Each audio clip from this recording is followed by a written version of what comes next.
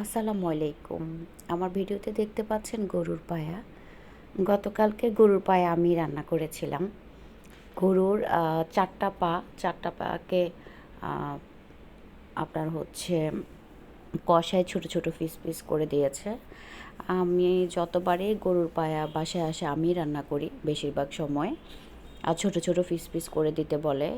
আর হচ্ছে ৪ টা পা তো অনেক বেশি হয়ে গেল পিস করাতে। তো কিছু আমি রেখে দিব, কারণ বাসায় এত মানুষ নেই খাওয়ার। অনেকগুলো পায়া এখানে। ৪ টা পাকে যখন ছোট, ছোট করে কাটা হয়েছে, অনেকগুলো হয়েছে। যার কারণে হচ্ছে আমি বেশিরভাগ অংশটা রান্না করব আর কম ভাগ অংশ রেখে দিব। কারণ একসাথে সব রান্না করলে খাওয়া যাবে না। এরপর আমি একটা পাতিল নিলাম। পাতিলে কয় পিস রান্না করব সেগুলো এখন আলাদা করছি। খুব ভালো করে ক্লিন করা ছিল। বাজার থেকে ক্লিন করা ছিল। এরপর বাসায় ক্লিন করা হয়েছে। তারপরে হচ্ছে ভালো করে ওয়াশ করা হয়েছে। তো আমি যে পিসগুলো রান্না করব সেগুলো রাখলাম, আর যেগুলো ফ্রিজে রেখে দেবো সেগুলো আলাদা করে রেখে দিয়েছি। কারণ অনেক বেশি হয়ে যাবে। এজন্য। এখানেও কিন্তু অনেকগুলো পিস আছে। হয়তো ভিডিওতে বোঝা যাচ্ছে না। এরপরে আমি হচ্ছে এগুলোতে পেঁয়াজ কুচি দিয়ে দিব বেশি পরিমাণে। তারপরে রসুন, আদা পেস্ট দিয়ে দিব। তারপরে হচ্ছে আপনার হলুদ, জিরা, ধনিয়া, তারপরে গরম মসলা একটা পাউডার আছে।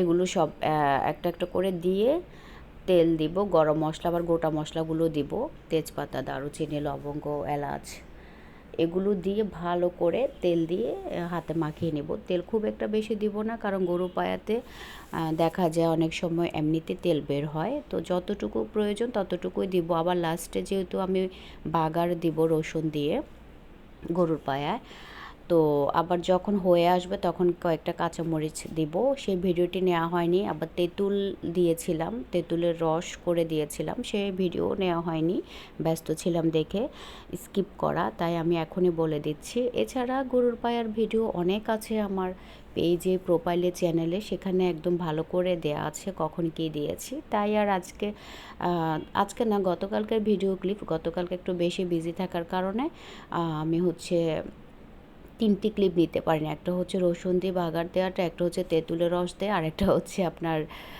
কী জানি যে কাঁচামরিচ দেয়া। ঠিক আছে, মরিচ পাউডার একটু বেশি দিচ্ছি, আমরা কিন্তু আবার ঝাল খাই। এর পরবর্তীতেও কিন্তু কাঁচামরিচ দিতে হবে ফ্লেভারের জন্যে। আর আপনারা আমার ভিডিওগুলো দেখলে দেখবেন যে মরিচটা আমি কিন্তু সবসময় বেশি দিই, কারণ আমার বাচ্চারাও মাশাল্লাহ ঝাল খায়, আমি এবং ওদের বাবা, আমার বর, আমরা কিন্তু ঝাল খাই।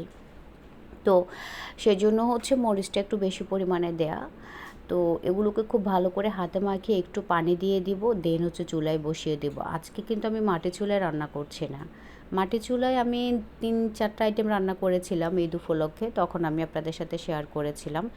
আর এমনিতে মাটির চুলাটা খুব যত্ন করে রেখে দিয়েছি। কখনও ভালো লাগলে রান্না করব, ভিডিও নিব, তখন আপনাদের সাথে শেয়ার করব। সব সময় আসলে মাটির চুলায় রান্না পসিবল না, কারণ আলাদা একটা সময় বের করতে হয় ওখানে সময় দিতে গেলে। তো প্রথমে আমি ভেবেছিলাম যে সব কিছু হাতে মাখিয়ে নেওয়ার পরে আমি হচ্ছে মাটির চুলায় রান্না করব, কিন্তু পরে আবার চিন্তা করলাম ওখানে আমার অনেক সময় লেগে যাবে, যেহেতু মাটির চুলায় আমাকে আগুন ধরাতে হবে, আর বসে থাকতে হবে। তো পরে চিন্তা করলাম না, আমি গ্যাসের চুলায় বসিয়ে দেই। আর মাটির চুলায় রান্না করার জন্য সত্যি এক্সট্রা একটা সময় এবং ধৈর্যের প্রয়োজন আছে। তারপরেও আমি চুলাটা যেহেতু বানানো হয়েছে ভিডিও নেওয়ার জন্য, যখনই রান্না করব ১ কাপ চা করলো সেটাও আমি আপনাদের সাথে শেয়ার করব। ভালো হোক ভিডিও বা খারাপ হোক, সমস্যা নেই, শেয়ার করব ইনশাল্লাহ। এই যে তেজপাতাগুলো দেখতে পাচ্ছেন একদম ছোট ছোট পিস করা, এগুলো কিন্তু আমার আয়াত আমাকে করে দিয়েছে। প্রায় সময়ে বাসায় তেজপাতা বাজার থেকে নিয়ে আসলে আয়াত ছোট ছোট করে কেটে দেয় আমাকে কাঁচি দিয়ে। যখন সে ফ্রি থাকে বা বলে যে মাম্মি সময় যাচ্ছে না, তখন বলি কি আচ্ছা তাহলে একটা কাজ দিব মাম্মি, বলছে হ্যাঁ দিন, কী কাজ? তেজপাতাগুলো একটু কেটে দাও। তারপর সে কেটে দিয়েছিল। আমার দুটো বাচ্চা অনেক লক্ষ্মী, আমি মা হিসেবে বলছি না, ওরা যথেষ্ট পরিমাণ আমাকে হেল্প করে। আবার কোনো কিছু বললে কখনো মুখের উপর এ পর্যন্ত বলবে না আমি এটা পারবো না, বা মাম্মি এটা আমি করব না। এটা কখনো ওরা 2 ভাই বোন করে না।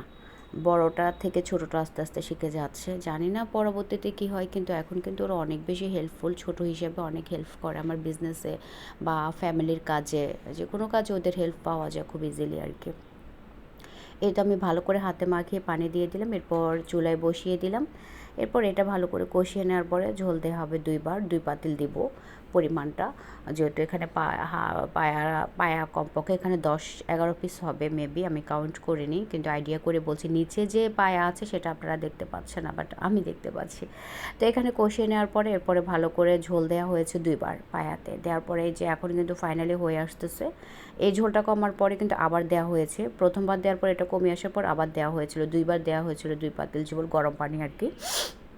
লাস্টে যখন হয়ে আসছিল তখন হচ্ছে আমি বাগার দিয়ে দিলাম। দেখুন কালারটা কত সুন্দর এসেছে মাশাআল্লাহ। এর মাঝখানে কিন্তু তেঁতুল দেওয়া হয়েছিল। আপনারা তেঁতুল খান কিনা জানি না, আমি কিন্তু পায়াতে তেঁতুলের রস করে দিই। হ্যাঁ, তেঁতুলের আচার, কিংবা আবার আমার কাছে আস্ত তেঁতুল থাকে, যেটা আচার ছাড়া আর কি, মিষ্টি ছাড়া আর কি যেটাকে বলা হয়।